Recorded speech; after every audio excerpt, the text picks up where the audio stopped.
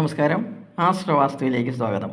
തുലാൻ രാശി ചിത്തിരേര, ചോതി, വിശാഖം, മുക്കാൽ എന്നീ നക്ഷത്രങ്ങൾ ചേർന്നതാണ് തുലാൻ രാശി. 2026 ഓഗസ്റ്റ് മാസത്തിൽ തുലാൻ രാശിയുടെ രാശിയാധിപനും അഷ്ടമാധിപനുമായി ശുക്രൻ തുലാൻ രാശിയുടെ 12ാം ഭാവത്തിൽ സെപ്റ്റംബർ 2 വരെ സ്ഥിതി ചെയ്യുന്നു. 6ാം ഭാവാധിപനായി വ്യാഴം ഉച്ചനായി കർമ്മഭാവത്തിലും സ്ഥിതി ചെയ്യുന്നതിനാൽ വൃക്ക സംബന്ധമായ അസുഖമുള്ളവർ കാര്യമായി മെഡിസിൻ കഴിക്കാൻ ശ്രദ്ധിക്കണം. നടുവേദന, ക്ഷീണം, ഊർജ്ജക്കുറവ് എന്നിവ അനുഭവപ്പെടാം. വിശ്രമം സഹായകരമാണ്.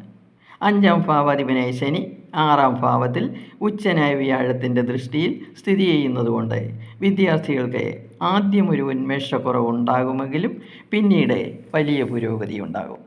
മത്സര പരീക്ഷകൾക്ക് കഠിനാധ്വാനമനുസരിച്ച് നേട്ടം ലഭിക്കും. നിയമം, കൊമേഴ്സ്, ഭാഷാ പഠനം, ഫിനാൻസ്, അക്കൗണ്ടൻസി എന്നീ വിഷയങ്ങൾ പഠിക്കുന്നവർക്ക് വലിയ വിജയങ്ങൾ ലഭിക്കും. 10ാം ഭാവത്തിൽ ഉച്ചനായ ഗുരുവിനോട് മാസത്തിൻ്റെ 2ാം പകുതിയിൽ സൂര്യനും ബുധനും യോഗം ചെയ്യുന്നു. ഇത് കർമ്മരംഗത്ത് അംഗീകാരങ്ങളും പദവികളും വർദ്ധിപ്പിക്കും.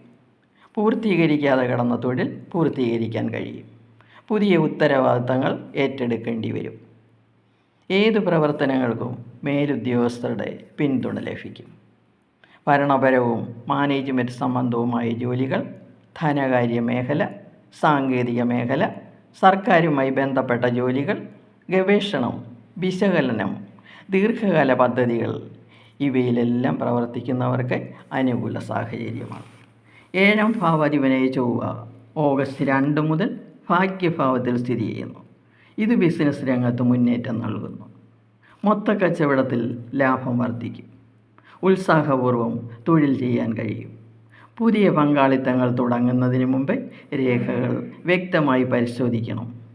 റിയൽ എസ്റ്റേറ്റ്, ഭൂമി ഇടപാടുകൾ, സിവിൽ, മെക്കാനിക്കൽ എഞ്ചിനീയറിംഗ് ബിസിനസ്സുകൾ, ഇരുമ്പ്, സ്റ്റീൽ വ്യാപാരം, വാഹനങ്ങൾ, ഓട്ടോമൊബൈൽ മേഖല, ഇലക്ട്രിക്കൽ, വെൽഡിംഗ് വർക്കുകൾ എന്നിവ ചെയ്യുന്നവർക്ക് ലാഭം വർദ്ധിക്കും.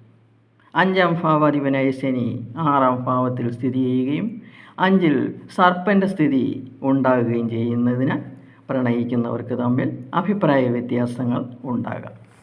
നല്ല ആശയവിനിമയം ഉണ്ടെങ്കിൽ മാത്രമേ ബന്ധം ശക്തമാകുകയുള്ളൂ. ദാമ്പത്യത്തിൽ പരസ്പരം ബഹുമാനവും സഹകരണവും നൽകി മുന്നോട്ട് പോകാൻ സാധിക്കും. വിവാഹാലോചന നടത്തുന്നവർക്ക് ധാരാളം ആലോചനകൾ ഉണ്ടാകും. പങ്കാളിയുടെ സ്വഭാവം അന്വേഷിച്ച് മാത്രം തീരുമാനമെടുക്കുക. നിത്യവും ദേവീ കീർത്തനങ്ങൾ കൂടി ജപിച്ചാൽ ഐശ്വര്യം വർദ്ധിക്കും.